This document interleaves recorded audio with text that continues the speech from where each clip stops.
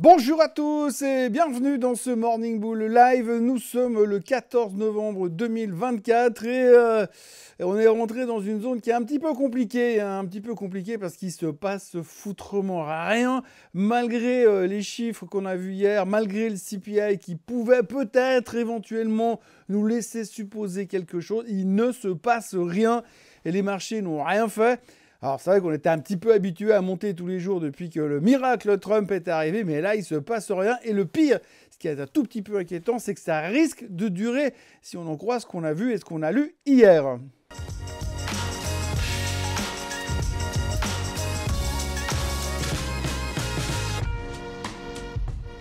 Alors dans tout ce que j'ai pu lire cette nuit, ce matin, la nouvelle qui m'angoisse le plus, pour être franc avec vous, c'est celle qui dit que les intervenants attendent l'arrivée de Trump à la Maison-Blanche. C'est dans 67 jours. 67 jours sans rien, là on va faire quoi? On va attendre qu'il arrive? Non, on va faire quoi en attendant? Se balader de chiffre économique en chiffre économique pour rien faire en se disant « Ah bon, ça sert à rien de réagir là-dessus, il faut juste attendre que Trump arrive à la Maison-Blanche. » Ça va être long, mais long. Mais long, je vous dis même pas. Enfin, si ça se parle comme ça, parce qu'on sait qu'on change d'avis comme de chemise, mais on sait jamais. Si c'est comme ça va être long. Donc j'ai encore le secret espoir qu'il va se passer un truc pour réveiller tout ça, un coup de shaker. Mais par contre, depuis 2 jours, là, j'ai le sentiment qu'on est en train de plonger dans un coma profond, coma duquel on risque bien de se réveiller seulement le 20 janvier. Pourtant, hier, il y avait quand même les chiffres de l'inflation, là, un truc qui est quand même supposé nous exciter un tout petit peu, et puis surtout nous maintenir éveillés. Mais là, alors, rien, que dalle, hein, aucun sentiment, aucune réaction. Oui, alors, c'est pas vrai. Il y a eu une forme de réaction parce que le nombre d'intervenants, tenez-vous bien, le nombre d'intervenants qui s'attendent à une baisse des taux au mois de décembre est passé de 58,7% à 82% en tenant compte des chiffres du CPI. C'est vous dire combien c'était excitant, hein. J'ai même eu de la peine à dormir tellement c'était excitant. Pourtant, honnêtement, il y a quand même de quoi s'interroger un tout petit peu au niveau du CPI si on est un peu objectif. Alors oui, c'était en ligne avec les attentes à 2,6% en glissement annuel, comme on dit dans le jargon financier. Mais par contre, ce qu'il faut surtout retenir et noter, c'est que c'est la première fois depuis quelques mois que l'inflation ne baisse plus. Dans un monde qui ne serait pas dominé par le miracle de Donald Trump, ça aurait pu quand même créer quelques tensions ou au moins générer la peur de voir l'inflation repartir à la hausse. Ouais, d'accord, bon, je sais, je cherche toutes les raisons possibles et imaginables pour rendre le truc un tout petit peu plus intéressant que ce qu'on a vécu hier. Mais que nenni, le seul point central qu'il fallait retenir hier, c'est que, et je le cite, les investisseurs étaient soulagés parce qu'il y avait des craintes comme quoi les chiffres auraient pu, éventuellement peut-être, mais c'est même pas sûr, repartir à la hausse. Voilà.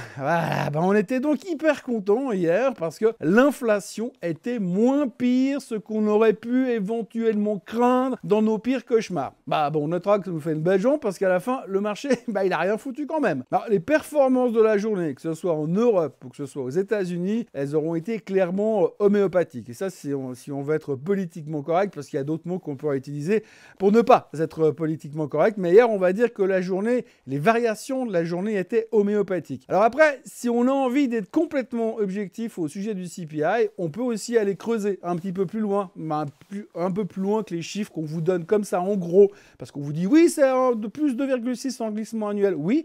Mais c'est joli, c'est mignon de les présenter comme ça, bien arrangés. Mais si on va gratter un tout petit peu plus loin à l'intérieur des chiffres du BLS, on va rapidement se rendre compte que la photo, elle n'est pas tout à fait aussi jolie. Mais comme on n'aime pas voir les trucs qui sont moches, on ne regarde pas les photos qui ne sont pas jolies. Donc, si l'on découpe les données d'hier en petits morceaux, on se rend compte que l'inflation sur l'assurance automobile, au hasard, est en hausse de 14% en glissement annuel. Que l'inflation des frais de transport, elle, est en hausse de 8,2% en glissement annuel. Donc quand vous prenez le bus, ça vous coûte 8,2% de plus. Quand même, c'est plus de 2%, c'est 8,2%. Après, l'inflation des réparations sur les voitures, plus 5,8%. L'inflation pour les coûts de maintenance de votre maison aux États-Unis sont en hausse de 5,2%. Les loyers, quant à eux, sont en hausse de 4,6%. Pas 2,6% en glissement annuel, 4,6%. L'électricité, plus 4,5%. Et encore, ça c'est aux States, parce que je vous dis pas comment en Europe, c'est pas tout à fait pareil. Et puis l'inflation des services hospitaliers en hausse de 3,9% et l'inflation sur les restos en hausse de 3,8%.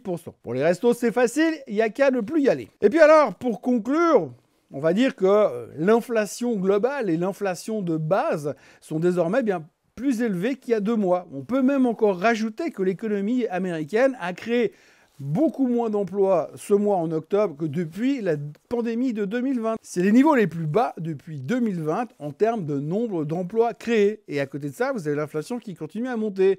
Donc, on peut facilement conclure que le consommateur américain, il doit rigoler quand même un tout petit peu moyen. Bon, d'accord, Trump est élu et ça va tout changer. Mais quand même, il doit rigoler un tout petit peu moins. D'ailleurs, il y a une autre statistique qui est super intéressante sur laquelle je suis tombé cette nuit. 28% des utilisateurs de cartes de crédit aux États-Unis sont encore en train de payer ce qu'ils ont acheté l'année dernière, donc en 2023. Et tout ça avec des taux à plus de 20%. Ensuite, les soldes moyens des cartes de crédit sont aujourd'hui plus élevés de 6,9% par rapport à 2023 et plus de 20% par rapport à 2022. Donc la dette a augmenté d'autant. Mais bon, on dira que c'est pas grave, parce que si on prend une autre statistique, eh bien on y apprendra que 83% des Américains vont acheter des cadeaux de Noël pendant les fêtes, c'est un grand classique, évidemment, et ils comptent dépenser en moyenne 925 $, ce qui représente donc, en faisant le calcul, 217 millions d'Américains qui vont dépenser plus de 201 milliards, contre seulement 184 milliards de dollars en 2023. Alors, par ailleurs, 49% des Américains prévoient de dépenser de l'argent pour des vols ou des hôtels pendant les fêtes de fin d'année, puisqu'ils retournent tous à la maison chez papa et maman, soit 2330 $ en moyenne. Donc, si on recalcule de nouveau ça, ça représente plus de 128 millions d'Américains qui dépenseront près de 300 milliards de dollars pour des frais de voyage. Alors, en écoutant ces chiffres, vous me direz, ah ouais, mais Thomas, ça rigole, l'économie est donc florissante, ça dépense à tout va, la croissance est là et les gens claquent du pognon. Que demande le peuple? Ouais, vous aurez raison.